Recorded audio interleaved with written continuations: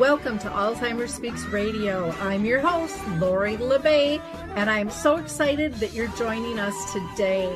We are going to have a fascinating conversation as usual as we learn from people all around the world at all ages and stages of life. Stay tuned as we shift our dementia care from crisis to comfort. Here we go. What you think about, you will bring about.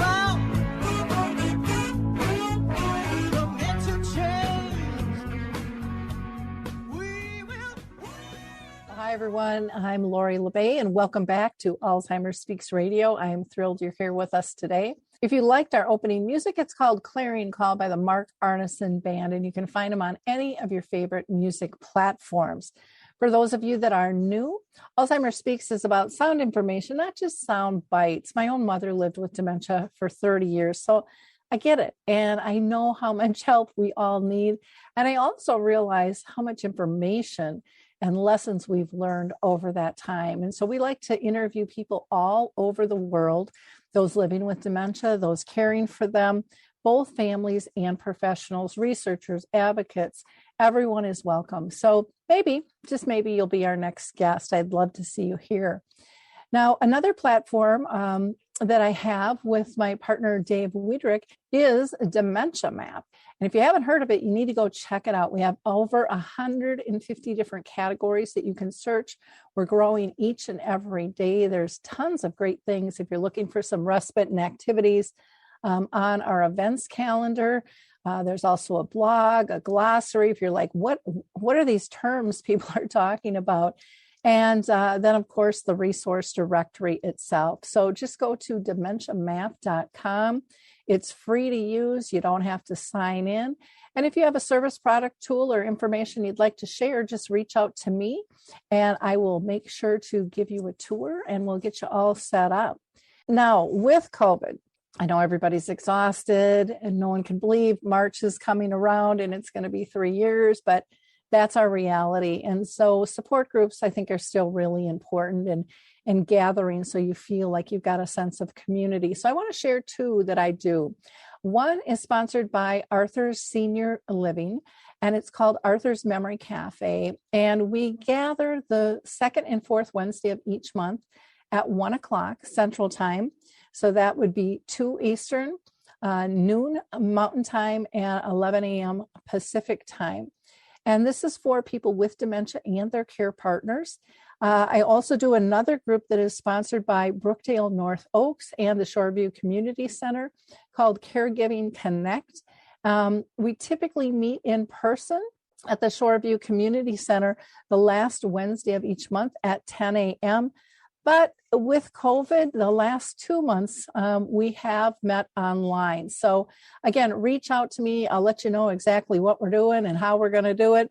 But we'd love to have you be part of that as well. And then I want to mention Picnic Health, which is an Alzheimer's disease research project that you can get involved with at home online and earn $25 to boot. Now, what they do is they collect and they digitize all of your medical records into one online account. And then you can go ahead and consent to share anonymized data of your records with medical researchers. And by examining this real world data from your medical records, researchers can find answers that they probably couldn't have found in other clinical trials. So no, it's important to share your story and so know it's important to share your healthcare journey. And if you happen to be caring for someone with dementia, and you've got legal consent, you can sign them up as well. Just go to picnichealth.com/speaks. That's picnichealth.com/speaks. We are going to hear now from Adaptive Equipment and the Caregiving Corner about the foot bar walker, and then we'll be right back to introduce our guests. I love the foot bar walker, and let me tell you why. It is the option for my toolbox that I've been waiting for. Let's be honest. There are some clients who, despite our best rehab efforts, just aren't able to return to performing a sit-to-stand transfer on their own. Now I can offer my caregivers an easier, safer option that doesn't involve hoisting their loved one up from a sitting position. I don't recommend this walker for all of my clients, but I do recommend this walker for those caregivers looking for an easier, safer option with transfers. I would also encourage other therapists to add this walker to their toolbox. It's kind of like having my own mobile parallel bars for the client to pull up on. Whether it's a family caregiver at home helping a loved one with Parkinson's or dementia, CNAs in a long-term care facility assisting their patients, or therapists adapting to client and caregiver specific needs, we now have a very safe and effective option to offer in the footbar walker. Check this product out at thefootbarwalker.com. That's it for today from Adaptive Equipment and Caregiving Corner. Have a great day, and don't forget, if you can't do it, adapt it. Okay, we are back, and I'm really excited to introduce our guest today. Dr. Lonni Schicker is a retired registered nurse and professor of health administration who is now living with Lewy body dementia. She is the founder and host of the Facebook group and website Dementia Living, and she is in the process of writing a book called Roller Skating to the Moon, A Layman's Guide to Dementia. And with Lonni tonight is Mary Allen. And she is a retired businesswoman who is caring for her husband, Jack, who has dementia, traumatic brain injury, and Parkinson's. She also is Lonnie's sister. Mary has participated in focused caregiver groups for the Alzheimer's Association and is the Facebook and website administrator for Dementia Living. Well, Lonni and Mary, I'm so happy to have you both with us today. This is going to be a very interesting conversation, learning about your journeys and your perspectives. But before we get started, I always like to ask my guests one question, and I've kind of introduced it with your intros, but if you can give us maybe a little bit more in depth of how you have been personally touched by dementia in your own family and circle of friends. And Lonni, I'll let you go first, if you don't mind. Absolutely. I actually have Lewy body dementia, and it took a long time to get to that diagnosis. But I did finally get a diagnosis of Lewy body, and, living with all of the actual physical symptoms of Lewy body, but I haven't had too much of a decline in my mentation. Okay, wonderful. And when did you get diagnosed? I was first diagnosed with MCI in 15, and then I got the Lewy body diagnosis 2 years ago. Okay, sounds good. And Mary, how about you? Well, I think I've been affected. Lonnie's my sister, so her diagnosis. My husband also has dementia. He has caused by PTSD, traumatic brain injury, which has also caused seizures and Parkinson's from Agent Orange in Vietnam. So he's a disabled Marine veteran. So I deal with it every day, taking care of him. And I've watched what my sister's gone through. When we both lived in St. Louis, I did help her son with her as much as I could. And if I can just add to that, she's still a continued support, even though I'm in North Carolina and she's in Las Vegas. She has been a continual source of support for me. We text every day. That's wonderful. There are so many different, support groups and websites and Facebook, social media, all the things that are out there. Lonni, why don't you tell people the name of your group and why you think it's different? The name of my group is Dementia Living, and it's different because we support both caregivers and people with dementia, and we really encourage them, people living with dementia, to speak to the caregivers about what their needs are, how they see things. We really want that dialogue. Additionally, we don't allow people to come in and advertise their companies. If they have an organization like you do, we let them put that in there because that's additional support for them. Everybody isn't going to fit into one group, so we always make sure that we support that but we don't let companies advertise. We are very, very strong about those quick fixes that people put in, our Facebook all the time, potions and lotions and all these things that they say are going to cure Alzheimer's. We don't allow any of that, so that there's no interference with the dialogue. And we constantly monitor it. Okay. Mary, anything to add to that? I just think it's a great support for people. It was good for me to be able to see other people what they go through. I think some of the issues that help them deal with their family member with dementia that I have tried with Jack, and some of them work on him, some of them don't. Everybody's different, but it's good to have those different viewpoints and support, Mary, were you in any Facebook support groups or anything prior to launching this? For dementia, no. Mm-hmm. Okay. But for overall caregiving and maybe some different No, specifics? I was a caregiver supervisor for 2 different home health companies, so I had some experience in it. Some experience, some training, some all kinds of stuff. Yes. Yep. And Lonni, when you got diagnosed, were you aware that there were even support groups out there? I was not until I connected with the Alzheimer's Association. I was on the early stage advisory group and suddenly heard about all of these different groups that were out there. And I was able to get a feel from people who had been diagnosed before me about the groups that are really dedicated to helping people living with Alzheimer's and our dementia. And the really good thing is that I go into all of them, but I didn't necessarily join all of them. So it's really fun for me, I think, to go in and out of these groups and kind of read what people are saying. And I think people don't realize that you can do that. They think they have to join and then they feel like they have to be in there commenting.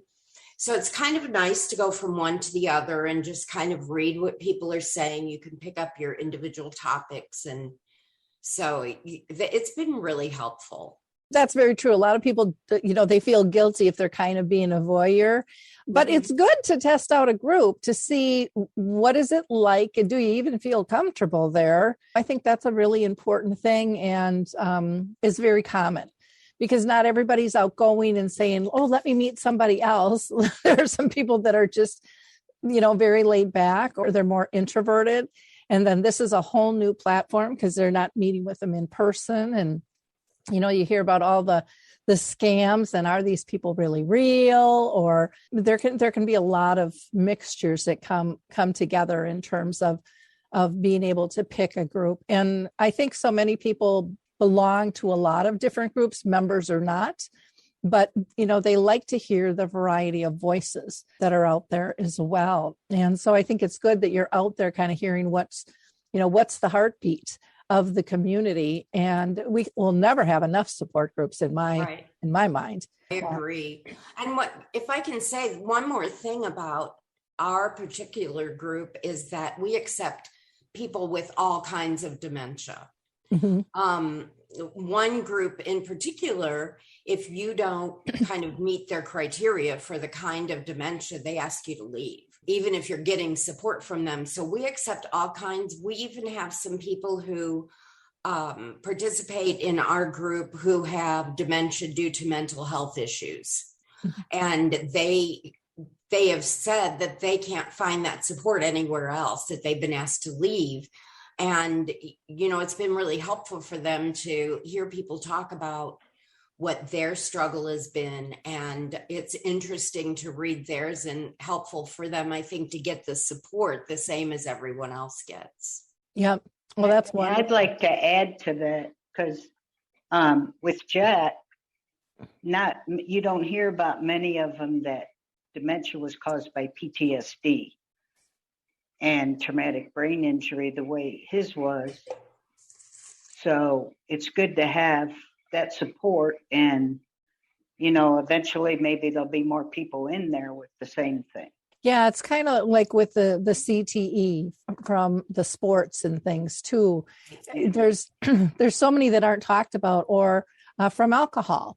There are so many dementias that aren't spoken about. And then there are people who are really lucky, and I ring the bell, they get 2 and 3 diagnoses of different types of dementia, the mixed dementias, and they're coming up with new names all the time, like MCI, and even the early onset, those weren't really names in the beginning.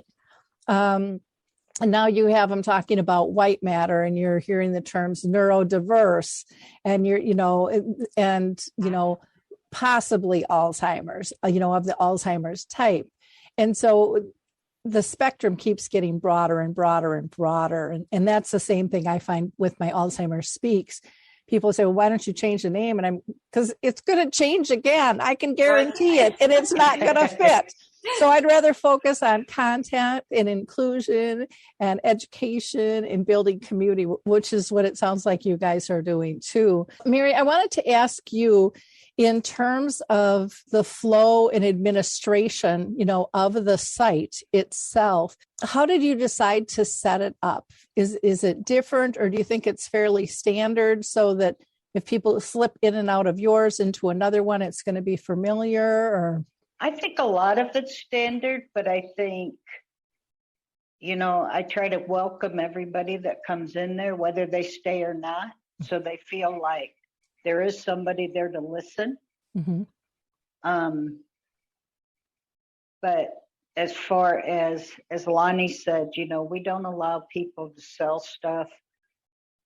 I watch for people who are doing surveys and talk to Lonni about it, because I don't want anybody with dementia that's on there being put at risk. Mm-hmm. And a lot of times those surveys can be doing that.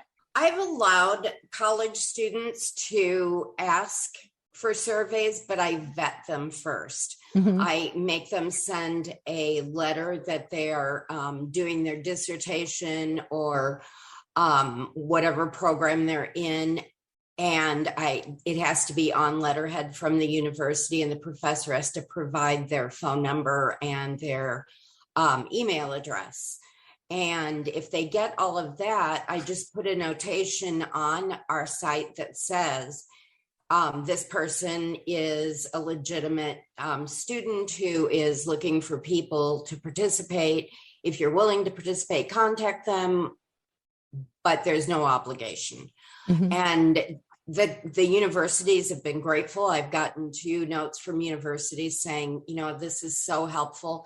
And and I said, if you have any issue with this, please text me or email me. And I haven't heard anything. And I think the other unique thing is that I provide my email, my texting address, and my phone number.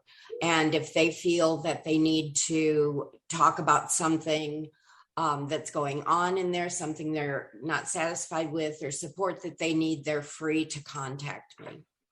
That's really nice. One of the surveys, and I don't know if they've contacted you or not, but I think it's a really valuable one. It's called the A-List, and it's through Us Against Alzheimer's, and it's only about 3 or 4 questions that people take, and then they always get back to you on what the results of the survey were, which a lot of times you're like, well, what was that all about? Whatever happened with that type thing. And so I think, something like that is really helpful. Plus they have they have groups, but they have educational programs. They have one of the most fabulous newsletters out there that comes out actually daily on all of the different research that's going on. And then they highlight people with dementia and caregivers as well and stuff. They're just really well-rounded with all of that. So I just thought I'd mention that. I also wanted to mention the importance of the welcome to the group. I don't know if you're familiar with Rick Phelps, but he started the first kind of caregiver and dementia support group on Facebook. And the reason he did was he said, I never got a response. I would would comment, but nobody would ever get back to me. He didn't know if he was kind of in a tin can all by himself, even though it looked like there were others out there. But I think that I hear over and over from so many people, they really like feeling validated, and they like not being pressured. They like, getting the options, like, it's okay if you don't respond. It's okay if you just peek in. And I've seen people, and I'm sure you guys have too, that'll say, I've been in this group, but haven't participated for 2 years, and this is my first post. And to me, that just takes my breath away. That in 2 years, it took them 2 years to feel safe to comment, or feel crazy that they had information to help somebody else. And one of the beauties, I think, of, again, groups like yours is, so often I think people think that they don't have any information. They're looking for information, but they forget they have more information than somebody else who's just starting. And, we're never all going to have all the information. It's just never going to happen. So, I just encourage people to step in, learn, but give, shoot it back out, share the information. I think that's one of our biggest problems, is people aren't sharing good knowledge bases and resources with one another. We're getting ready it'll be probably summer before we actually do it, but we're going to launch what we're calling circles. Mm-hmm. It's been really effective over in Europe. There are several of these where you ask people in their community, set up and arrange a conference. Mm-hmm. Now, they're probably going to have to do it by Zoom with COVID until it clears up, but they'll actually arrange and set up their own conference. A lot of people feel like when there's a conference for people living with dementia, mm-hmm. they feel almost childlike, like we've arranged this for you and we have everything set up, and, we've arranged for food. And so they feel kind of childlike because this is being done for them. So what they found is, if they do all of the organizing and they do the setup and they invite the people, that everyone feels included and they feel really good about the fact that this is them. Mm-hmm. It's not somebody leading it or guiding it who doesn't have dementia, because nobody knows. It feels different for everyone, but nobody knows what it feels like to have dementia except the people living with dementia. Mm-hmm. And so it's been very effective over there. So we're hoping to do circles. So some of our people who are stronger in the group, we'll start with them and ask them, even if you only have 3 or 4 people, it's a start to your group. And we're hoping to kind of have these circles, and then they can kind of talk about content that people are comfortable with in our group after they're done. So will these be dementia living circles, or are you Yes. collaborating with someone else? Or okay. No, these will be ours. We would love to collaborate with someone else. We just haven't found anyone.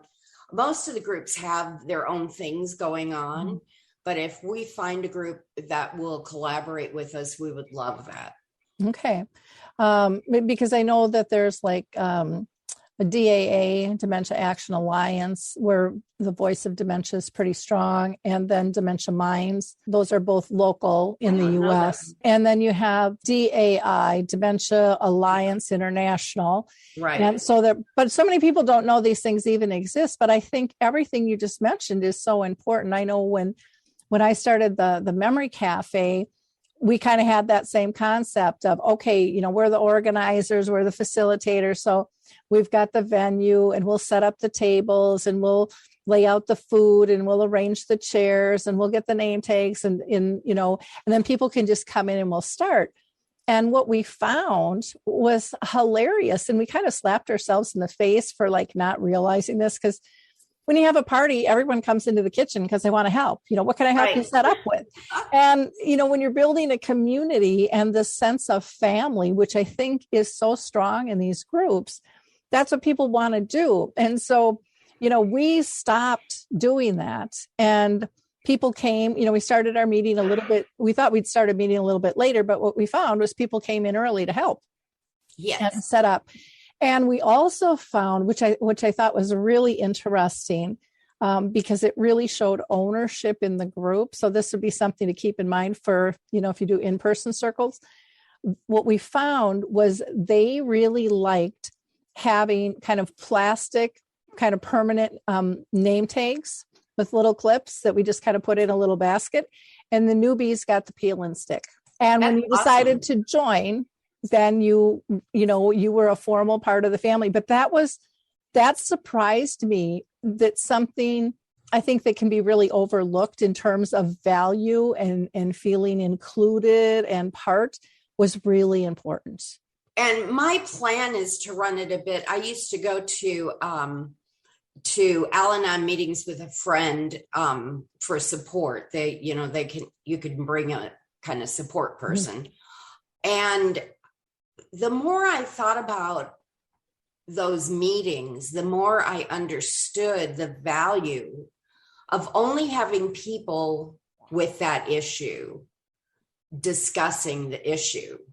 And, so it's kind of like Alcoholics Anonymous, where everyone in the room is dealing with that. Mm-hmm. And there's a level of confidentiality so that if somebody doesn't want you speaking about it to the outside, they can feel comfortable that no one's going to go out and talk about it. But if it's something that they choose to share, then they're welcome to share it, and they're welcome to share it on the Facebook group. So, having that, I had a meeting when I was in the early stage advisory group. There was a meeting that was just us, the people living with dementia. And it was amazing how different everyone was in that group than they were in the larger group with the supervision of someone.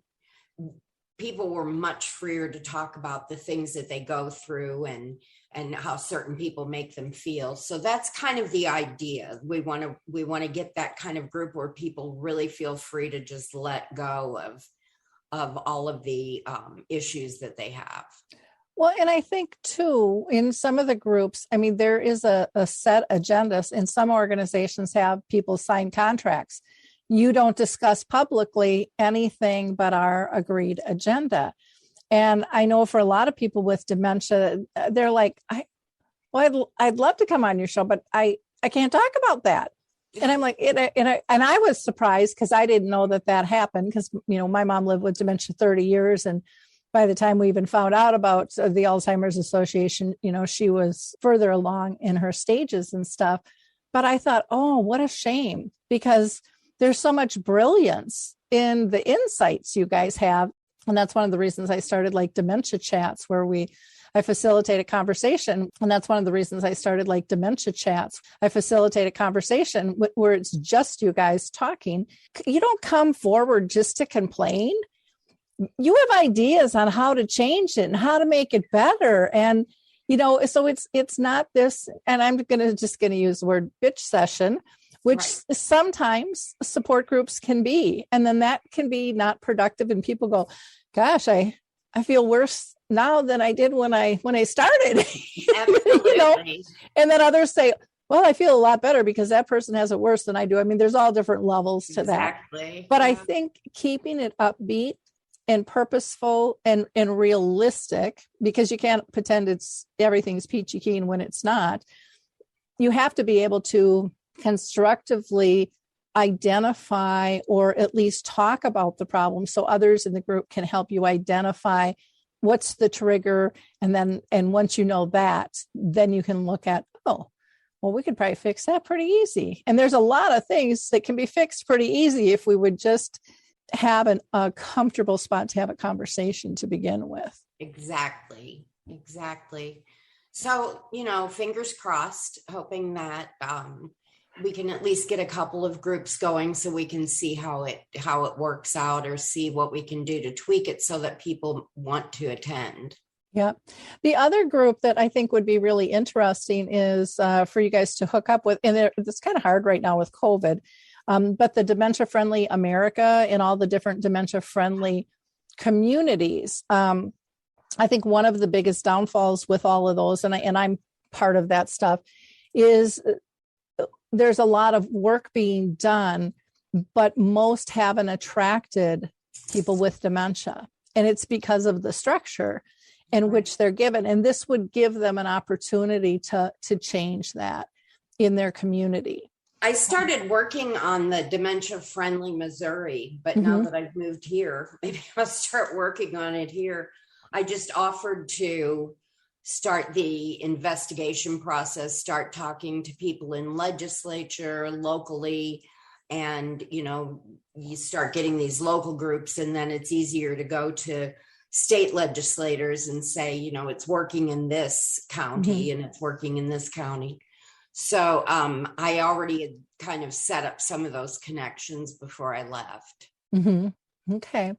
Well, and I know with the Dementia Minds group, I'll just mention this, but I was in a meeting that they were meeting with some of the dementia friendly communities here in Minnesota, and their goal is to have like a Dementia Minds in every state that really pulls in people. So again, it might be something to look into, but we don't have to put all our eggs in one basket either. There's way too many people to help, and there's a lot of variables within this. We're never going to have enough people and enough services. The numbers are growing, and now with COVID, they're going to go even higher, and those haven't even been rolled into the numbers yet with all of this stuff. So now, Lonni, you're also in the process of writing a book. Why don't you tell us about that? So the book is called Roller Skating to the Moon, and the title has to do with the fact that that's something that I say. My two of my dearest friends, actually, I said to each of them at one point, I would roller skate to the moon for you. And it's kind of how caregivers feel about the person that they're taking care of. They would do anything to make it better. And people who have dementia would do anything to get rid of it. So that's kind of where the title comes from. We don't know if the publisher will keep that title, but that's the working title right now. The book is based on a person living with dementia, basically for each section, for the financial section, for the introduction, for the research, the types of dementia. I do a narrative first, and then we talk about it in terms of like the research and what it is. And for instance, in the financial section, I talk about the struggles that I went through in the beginning. I literally used my entire 401k because I had no idea that I wouldn't have any insurance coverage when I left the university, unless I wanted to pay. It was almost $1,000 a month for, I can't remember what insurance. Yeah, for the insurance. So I decided to take a chance and roll the dice and not purchase that. And I ended up really sick for a while, and to pay the hospital bill pretty much, and the providers, I ended up using it. And so I talk about planning and, what I wish I would have done. And then we bring in the practical, like, this is what you do. You consult a financial advisor, you make sure that your money is stable and invested so that you have it if you have to go to a facility. And we talk about COBRA and those kinds of things. And then we end it with, which I think is really the bonus in this book, with a QR code at the end of every chapter. And they'll be able to use their phone on the QR code, and it actually is going to take them to updates and forms. And like we have things under the financial section, we have things like LegalZoom, how to contact your state to find out where there's financial help, where there are attorneys who work on a prorated schedule. So there'll be links to all of those things when they click, and that'll be at the end of each chapter. And then there's a care plan that they actually, the person living with dementia and their caregiver can actually do this care plan together, so that everybody has a say kind of in how they think things should be done. And the care plan will work as they progress even. So, and then the very end of the book is what I think is really the bonus, is that there's a QR code that takes them to a website where they can record things about, they can record stories, they can record pictures, they can record, anything that they want, and it'll be stored in the cloud and they'll always have access to it. And then additionally, the family can communicate with one another on there. Is there a fee for that to be able to do that? No. Okay, cool. No, we have, this is so important. We have a benefactor who actually is backing the development of all of that. And so it'll be out there. It'll be free. They'll be able to record those. Yeah, we're very excited about that, because there's nothing better than looking back and seeing their face and hearing their voice and, remembering, recording that together. And we'll have a set of questions. These are some questions you might want to ask. And we also have a section about nomenclature and about how to communicate with someone as their dementia progresses. So it's really a comprehensive book. It's almost done. Now we're just finding an agent, which is the hard part, is getting an agent. Yep. Get used to those rejection letters as you send those things out. That's what everybody says. We've gotten a couple of rejection letters, and I said, this is good news. It means that they read what we sent. Yeah. So this is good news that they're looking at it. And we have about 25 out right now, and I have about 40 more to go. Okay. But each of them wants something different. So that's the really difficult part. Yep. One thing, I don't know if you have this in there or if you're familiar with them, but in your care plan, if people are kind of trying to figure out, how do they want to be cared for, Compassion in Choices, it has a free section, dementia specific, but I think it's much broader than that. And they have, I want to say, 4 or 5 levels of care. Like if I get pneumonia, give me the shot. And then all the way to, nope, don't give me anything and don't even feed me, when I have this. Right. And then it has, if multiple things happen and you get to pick your multiples, do you want your care level to change?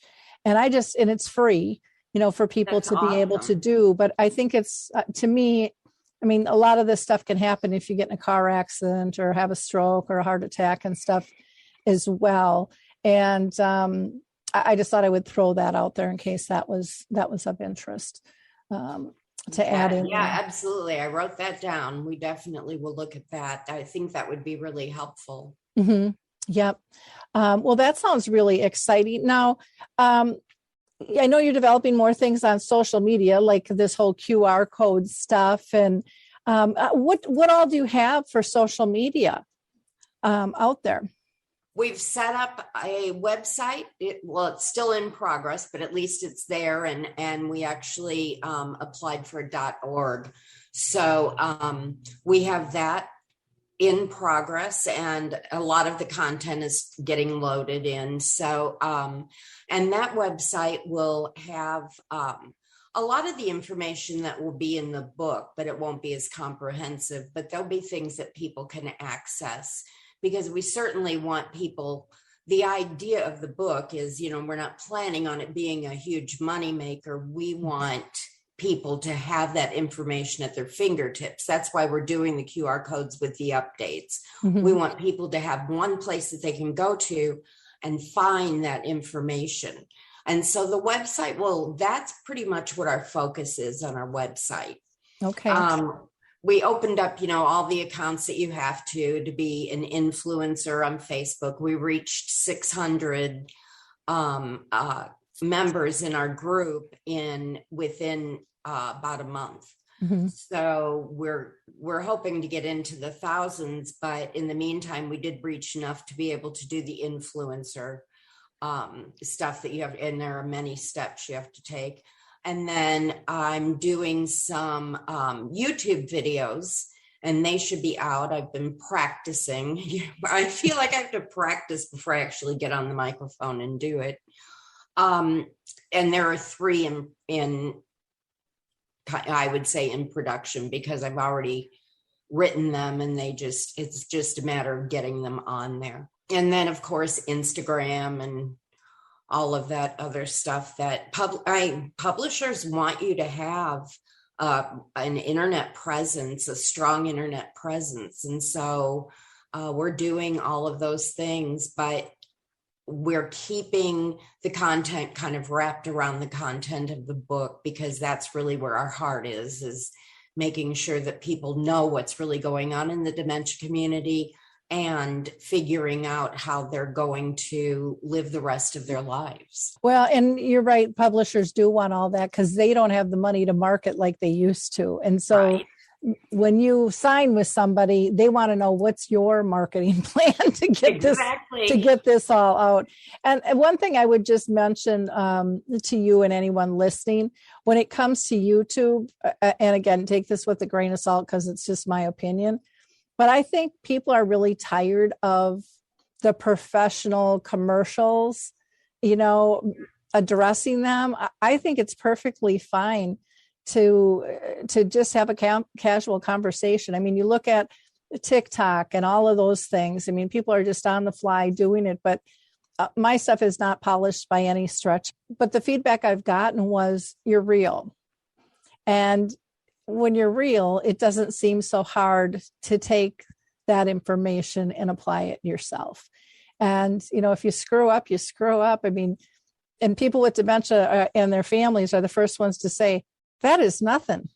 Come in my life. You want to see screwed up, live with dementia. And so they're so forgiving. I mean, they don't even notice those little ticks and tacks that we self-criticize ourselves for, because the conversation is of value, the information. I know my friend said she couldn't find her phone anywhere. And I said, welcome to my world. I lose my phone 20 times a day. I'm looking for it all the time. And sometimes it's in my hand. It's just, and that's just part of dementia. Mm-hmm. And so, I think it's really helpful to be yourself. And, when I can't find a word to ask for it, what am I trying to say?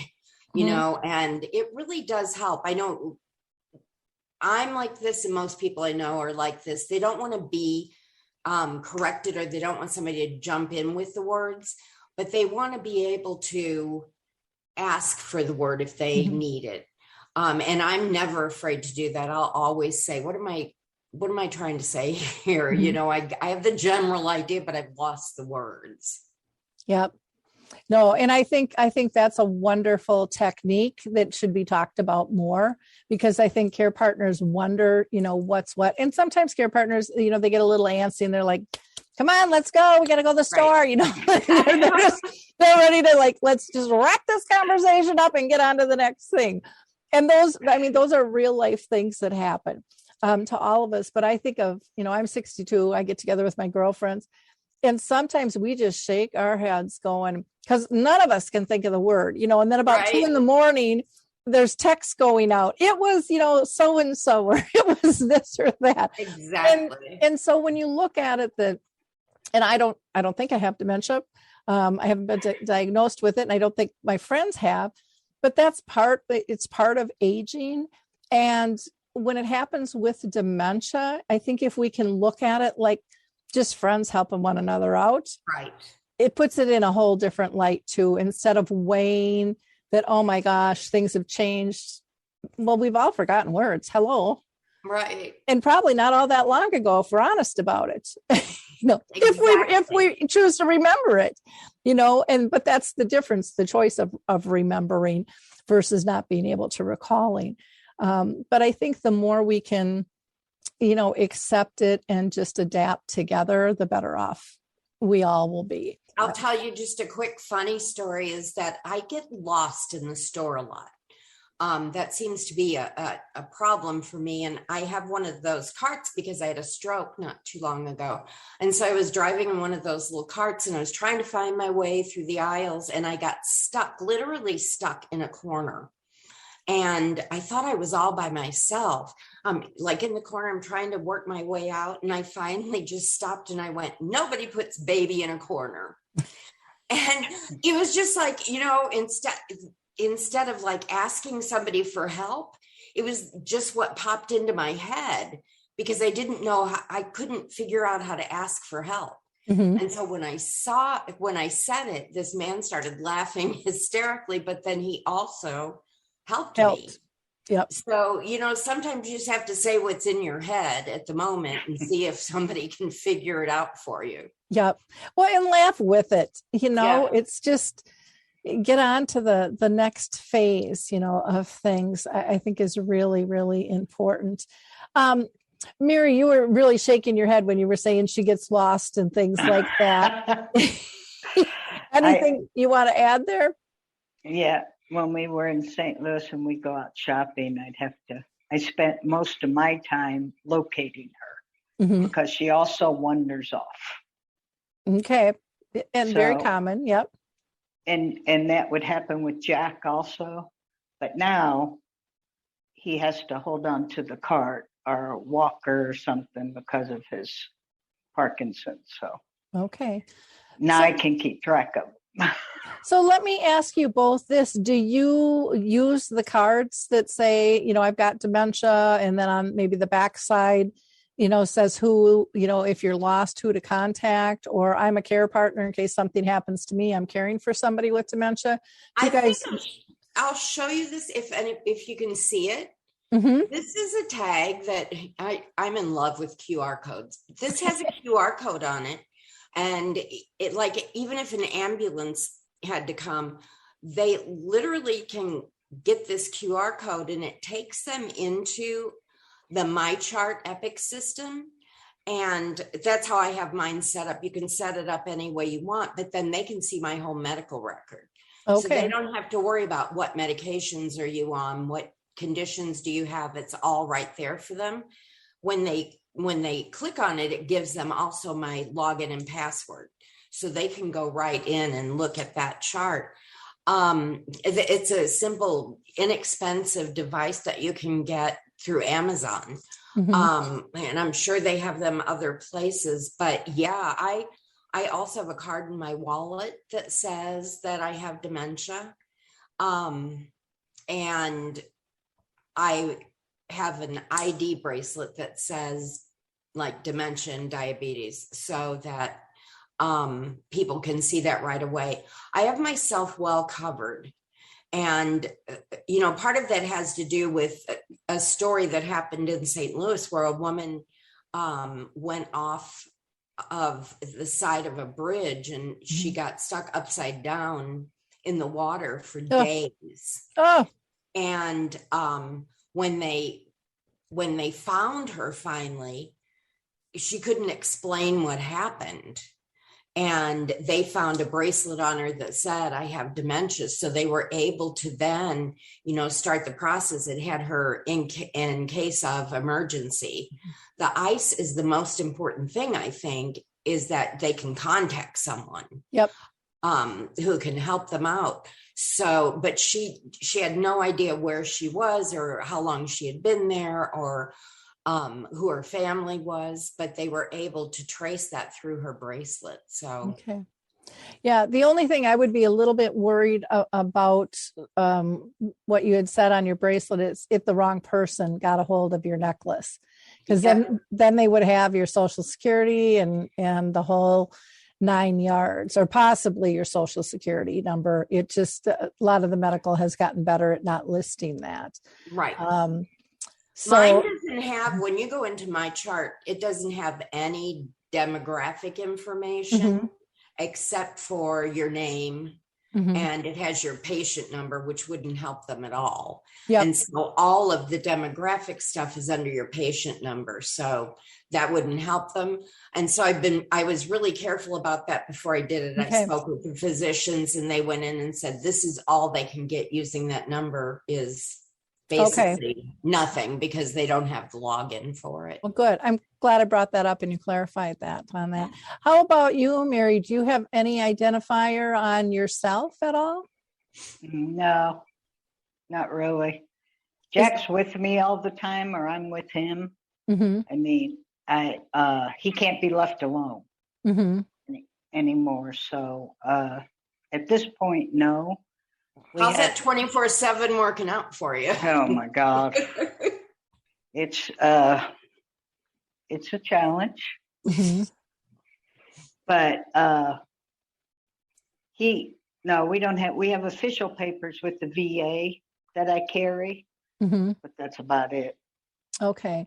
Because I've just heard stories of, the care partner getting in a car accident or having a heart attack. And even if the person is with you, they may not stay with you in a serious situation. And then no one knows there was someone else that needs attention. And so that's why I really highly recommend having something like that.